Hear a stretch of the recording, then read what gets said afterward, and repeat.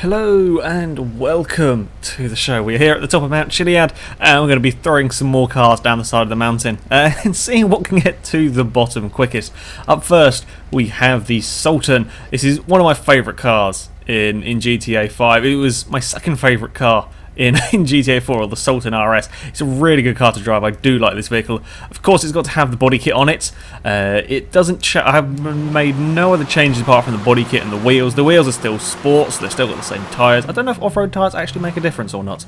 The body kit may slightly lower the ride height, which I didn't think about beforehand, but the car's pretty damn low anyway. So the ride height, I don't think is going. Like the change in ride height with the body kit isn't. It's not a huge difference. This car is four-wheel drive, so it should be fairly competent when it comes to the off-roading. However, there is an issue, and I've mentioned it. The ride height is quite a big problem, as things all go wrong very early on. Almost managed to save it. The ride height is a big problem with this car. The brakes, however, are fantastic. Even if I did fall off the cliff there, it can get stopped really rather quickly. The brakes are some of the best on this car of any that I've driven. Definitely the best out of anything I've driven down here. Things were going. I think this is my second run. Things were going really rather well, which is unusual. However, I got a little bit too sort of sideways on the jump, and that meant, or over a bump, that meant I landed awkward for the jump, and then I've tumbled off the road. If you can see in the distance, you can just see my bonnet go scooting off down the hill. The bonnet has got further than the car. The bonnet has in fact got all the way to the second to last corner, and then it falls off the cliff. Hoping you'll be able to see that. If you're watching it in high enough quality, you'll probably be able to see that.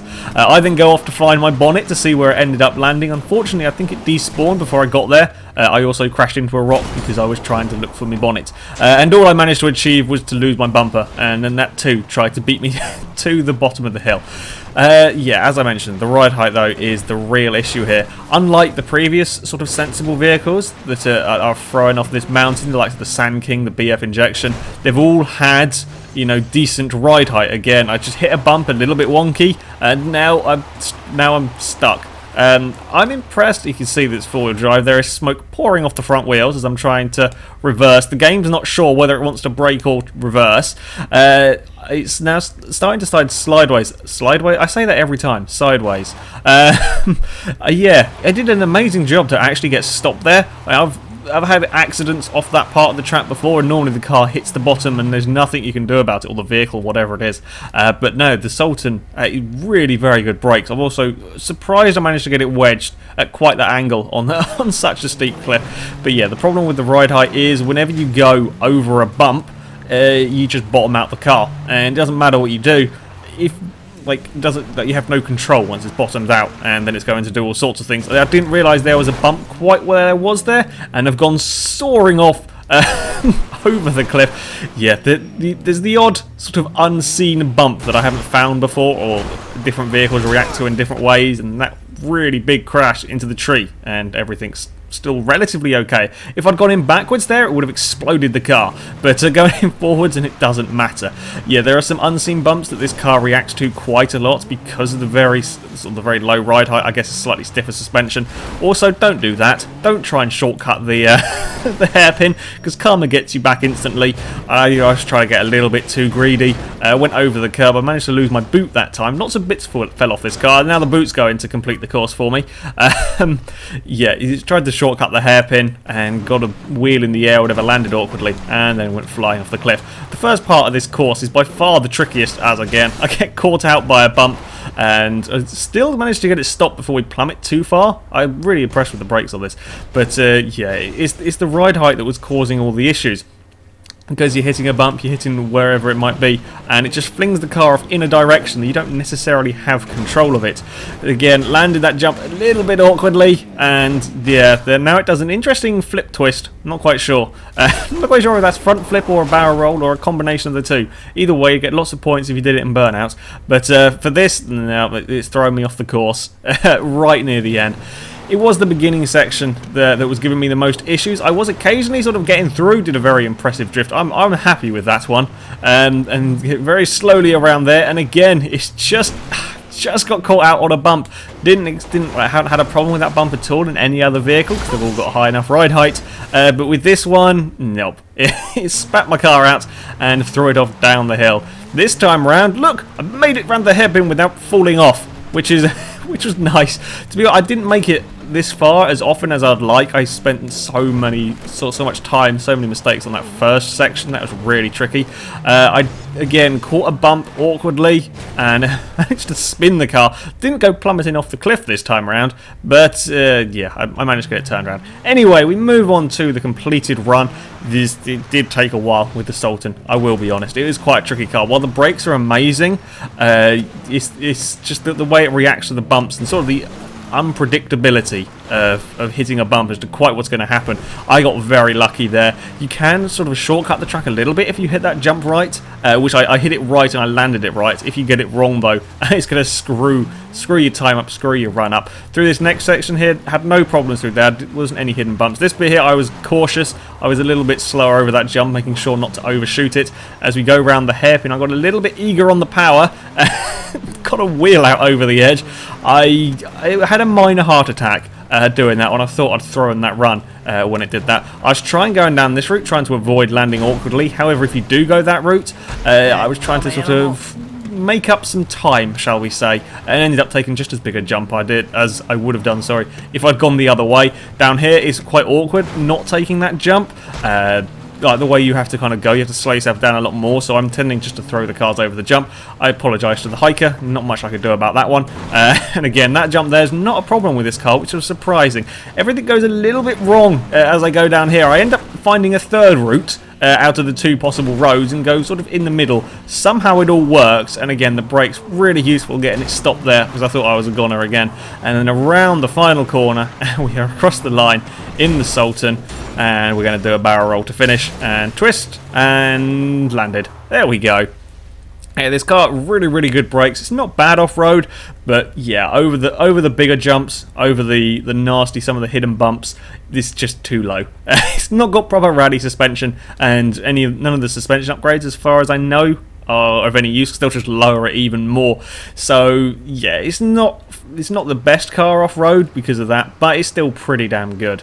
Up next, we have got a tractor. I've always fancied doing one of these, and a few people have been suggesting it, so I thought, hey, we'll give it a go. So I'm going to use this as the city car, or city vehicle, I should say, for today. Ignore the wreckage in the background. I didn't crash my helicopter at all. That had nothing to do with me landing it badly. Anyway, we're going to give the tractor a go. I was expecting this to be a nightmare. I was expecting this to be really very difficult to drive down the mountain. Well, sure, it's not the fastest thing in the world. It's also very heavy, so it's going to have a lot of momentum, which means it's going to be hard to stop. It's also quite top heavy, so I was worried about sort of rolling it over through some of the corners. So yeah, I was expecting this one to take quite a while. However, amazingly, it really wasn't that bad. Down that first section, you can see I managed to go over, I think that was a cougar, went sort of under my vehicle without being killed.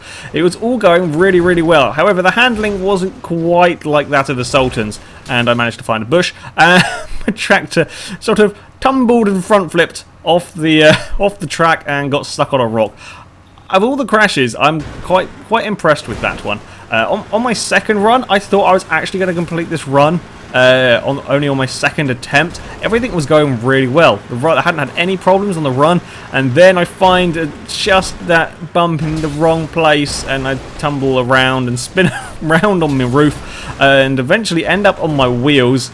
Just about, I don't know how that managed to right itself. I did get across the line, but I wanted to go again. I wanted to get a good time for the tractor, as yeah, if I get pretty much to the bottom on the second try, it's probably not going to be too hard. That being said, you know, you always got to be a little bit careful. I got a bit too carried away, and no matter how many times I do this, you cannot use that rock there to sort of extend the track, if you like. I've managed to get my tractor facing the wrong way. Not sure how I did that.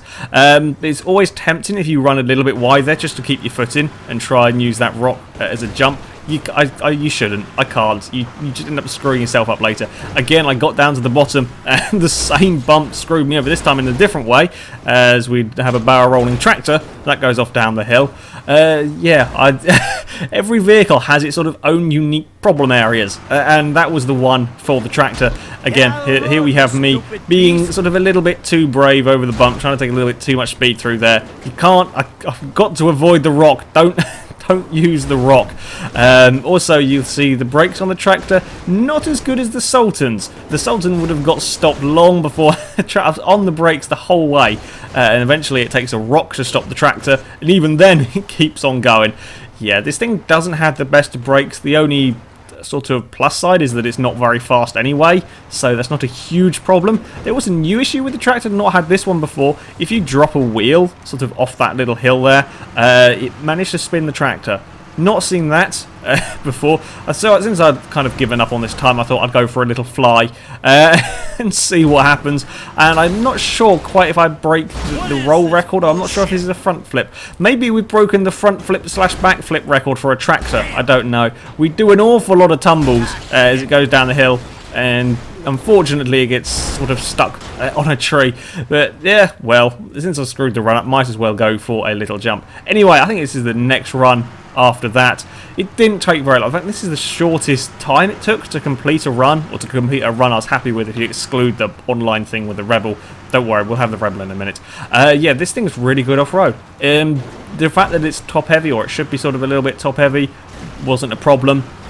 I guess maybe the game doesn't quite model all of that. But yeah, because it's so heavy, sort of in general, it just crushes the bumps. They're really not that problem. Down the first section, where I had a lot of issues with other cars, wasn't a problem with the tractor. It was the first blooming corner with the rock. If I avoided the rock, I didn't have any issues throughout there. The brakes were a little bit of an issue, getting it stopped and getting it turned. While the tractor's not particularly fast, it is quite heavy, so any speed that it does get up, it takes an awful lot of force. The tractor has a lot of momentum when it's going down here, so it's an awful lot of force to try and stop the thing.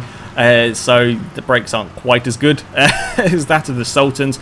Again, on the jumps, landings weren't too bad. I didn't have the same problem as I did with the Sultan, probably because we're not going as fast. To be honest, this thing, yeah, it is quite slow, and it's that acceleration in between corners that mean that the tractor won't have the fastest time. However, things are still looking up. I don't know how this hiker wasn't paying attention. I tried my best to avoid him, but the sort of like the way the course banks end up just dragging me into him anyway. So hikers need to pay more attention on this route, otherwise random vehicles will come flying down here. I do love the hiker AI. It's kind of amusing how oblivious they are to absolutely everything. As we come towards the end of the course, I'm taking it a little bit more cautiously through here, just so that I don't screw it up. Now that I've got down here, don't have any problems over the bump this time. Get the tractor turned, even get it a tiny bit sideways, which is not bad for a tractor. And it's around the final corner, and there we go. The tractor has got across the line. I was going to see if I can make the jump with the tractor as well, and yes, I can. To be honest, this has probably been the biggest surprise of all the vehicles I've driven. It was really rather good. I thought it was going to be hell trying to get this thing down the mountain. But no, it was quite a nice thing to drive. Admittedly, it's slow, but other than that, there weren't any real problems with it. And for our final, we're just going to finish with the Rebel. Like I said last week, since the time for this was based in an online thing where I couldn't reset it, I had to be very cautious on the run to make sure I got the run complete. So yeah, we're going to give the Rebel a go. I was just going to show the completed run. However, this fail I was quite impressed with. I managed to do like a 720 spin and park perfectly, well, not quite 720, but managed to park perfectly in reverse on the very narrow mountain ridge. I also love, if you look from this angle, the mountain is, you don't notice how ridiculously high and how much sort of altitude you lose on that first descent. It's really quite surprising when you look at it from there. Anyway, we have a sort of proper run, shall we say, for the Rebel this time around. I did have a rather large issue with this car. While it is good off-road, while it is a proper off-roading vehicle, it is four-wheel drive and everything, the suspension, I think, is too soft. I think that's what the issue is issue with it is, basically when you take a jump, it lands perfectly fine. It doesn't have a problem with that. However, when you land, it has a tendency to kind of bounce up a little bit. If it's on like a flat area, that's fine. However, if there's another bump there or sort of a bit of uneven terrain and it lands on it, it ends up sort of doing this double bounce, and then that does cause a lot of issues. I had a bit of issue getting it turned as well for the hairpin there. Yeah, the suspension, I think it's just too soft on this car, which was causing some issues on this. I think this probably took the longest of all the vehicles today. Oh, it's about the same with the Sultan, I think. Yeah, both the cars took a long time.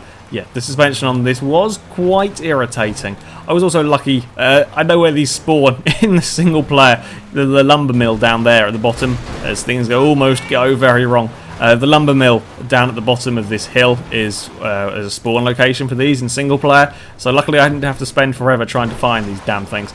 Typical, after I spent forever trying to find one of these in the online thing, the latest update or whatever means you can buy them off the shop and they're like $3,000. Many hours wasted trying to find this vehicle. Anyway, as we come around the final corner, it gets on two wheels. Not seen that before, and the Rebel is across the line in a much better time, and I tried to take the jump, didn't really pay enough attention, managed to smack my car into the rock. Either way, the Rebel now has a sensible time to compete. We can't have the Rebel being beaten by a golf buggy. So yeah, we got down the mountain with this car. I do quite like the Rebel. I like the look of the vehicle, but off-road it isn't the best. It's just a little bit too bouncy for my liking. Anyway, it is on to the descent times, and the Sultan takes the top spot on the leaderboard with a 128.69. That's a very fast time. It beats the BF injection. I thought it'd be a while until we got into the 128, but no, the Sultan is very quick. I think that's purely down to the brakes, because it stops so fast. The Rebel has a much better time. That's more of the time you would expect from the vehicle as it goes into third. Not quite as good as the BF injection. However, it's faster than Sand King. It probably should be. It's a smaller, more manoeuvrable truck. The Tractor goes into fifth with a 155.88, beating the Golf Caddy. The Tractor's really not that bad. I was really quite impressed by that, the way it handled that off-road course. And yeah, as I said, it was probably the quickest sort of time to complete an actual run. Anyway, that is it for this video, guys, so thank you very much for watching. On next week's Downhill Silliness, I'm going to either be using the 3 campaign vehicles, so that's Michael's Tailgater, I forgot the names of them, Franklin's, is it Buffalo, and Trevor's pickup truck, or I will be doing a super mini one, and I'll get 3 of the very small cars, like the Mini, I can't remember what the thing's called, the Ballista Compact, and something else. So leave in the comment section which one you would like to see out of those 2. If you have any other suggestions as well, you can always leave them in the comments as well. However, that is it for today, so until next time, goodbye.